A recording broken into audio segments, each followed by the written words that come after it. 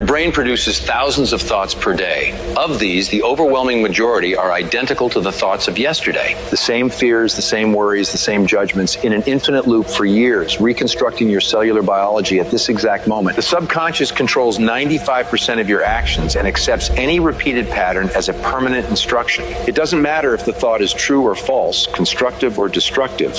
Repetition is the only recording criterion. After thousands of repetitions, the thought becomes a belief. The belief becomes an automatic command executed by the body. Joseph Murphy discovered the exact moment where this programming can be hacked. Those specific minutes between waking and sleeping, when brain waves slow down to theta frequency. The critical mind turns off its defenses. The subconscious becomes completely vulnerable to reprogramming. Traumas recorded in childhood still control your decisions today. You've spent your entire life obeying commands installed when you were 7 years old.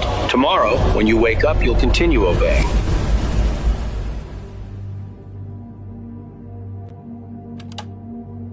The human brain produces between 60 and 70,000 thoughts per day. Of these, 90% are identical to the thoughts of the day before.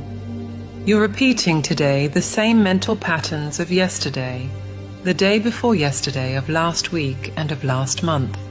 The same fears, the same worries, the same expectations and the same judgments. This invisible mental loop is constructing your visible reality at this exact moment. Habitual thought imprints grooves in the subconscious, like running water that carves a canyon. The subconscious, the involuntary mind that controls 95% of your actions, accepts any repeated pattern as a permanent instruction. It doesn't matter if the thought is true or false, constructive or destructive. Repetition is the only recording criterion.